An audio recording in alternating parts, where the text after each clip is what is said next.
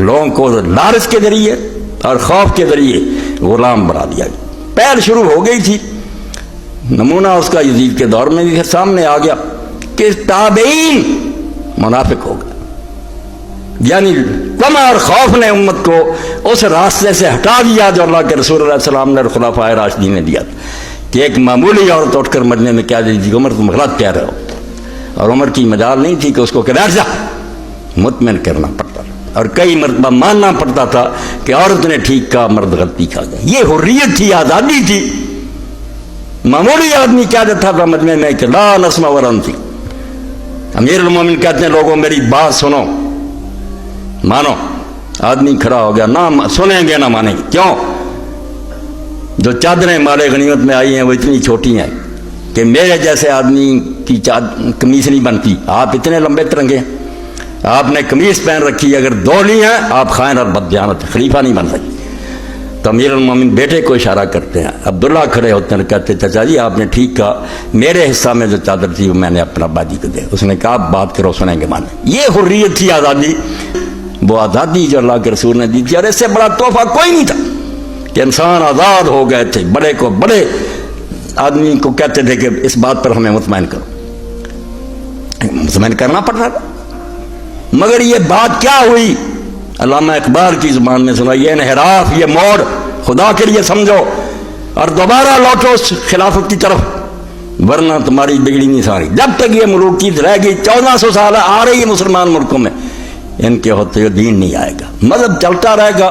یہ لوگ عمرے کریں گے, مدینہ شریف حکمران جائیں گے, اور کبھی کبھی صوفیوں کی محفل کرا دیں گے, کبھی کوئی مدرسے ان کو امداد کر دیں گے. یہ ڈھونگ ہمیشہ ملوک مچاتے رہیں, ایسا کرتے رہیں کہ لوگ بیوقوف بنے رہیں. مگر اصل دین جو ہے نا کہ امت آزاد ہو, سب مساوی ہوں. اسی کٹہرے میں کھڑا ہوں, اسی میں صدر مملکت کھڑا, اور قاضی فیصلہ کرے کہ یہ حق پر ہے اور آپ حکمران غلط.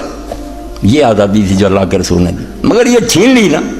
کیوں خلافت رشتہ از قرآن کو سیخ حریت را زہر اندر کام. آپ کس کو رو رہے ہیں کہ حضرت معاویہ یزید؟ یہ تو بات ہی نہیں. بات تو ہے کہ جو عقیدہ توحید رسول نے دیا تھا کہ لوگ کسی کے غلام نہیں ہیں, صرف اللہ کے غلام ہیں.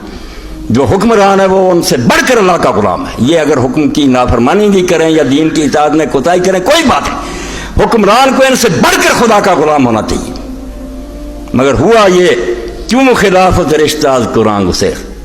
خلافت نے, حکومت نے قرآن سے اپنا تعلق توڑ لیا. یہ سیکولرزم آ گیا, لبرلزم. نماز رہی, روزے رہے, سب کچھ ہوتا رہا, جہاد کے نام پر جہاد بھی ہوتے رہے, مگر پبلک کو کہہ دیا کہ آپ عبادت کی حد تک آزاد ہیں, مسجدوں میں اللہ اللہ کریں, حکومت کے معاملات میں آپ دخل نہیں دے سکتے. ہماری مرضی ہوگی, جو چاہے گا قانون مانیں گے, جو چاہے گا بے شک قرآن و سنت میں ہوگا چھوڑ دیں.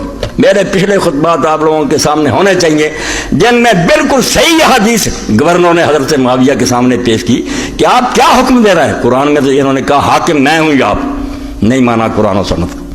اس لیے اس موڑ کو خدا کے لیے سمجھیں کہ بہت بڑا موڑ امت, اور جو بھگت رہے ہیں کہ ہر مسلمان ملک میں ایسا ہی ملک بیٹھا ہوا جو اپنی مرضی کر رہا, اور بذات خود وہ یہی سمجھتا ہے کہ میں دین کا خیر خواہ ہوں, امت کے مفاد کے لیے کروں. وہ کب کہتے ہیں ہم امت کے غدار؟ مگر دین کو انہوں نے پش دے, حکومت کی حد تک انہوں نے بالکل بے دخل کر لیا. اگر کوئی بات مانی ہے تو ان کی پسند کی چیز مان لی, دین سمجھ کر نہیں مانی.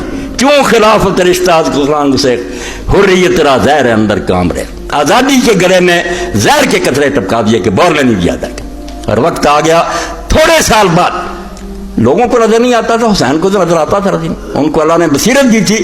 لوگ یہ دیکھتے حالات نہیں ہیں, یہ ہوگا, جانتے تھے حالات نہیں, اور کہتے خاموش رہو تو یہ تو مور لگ جائے گی کہ جو ہو رہا ٹھیک ہو رہا.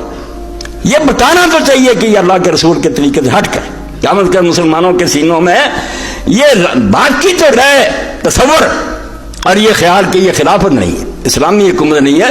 یہ شوق اور تربرہ شاید کبھی یہ بحال کر لیں. اگر مانیں گے کہ ٹھیک ہو رہا, کیا بنے گا پھر؟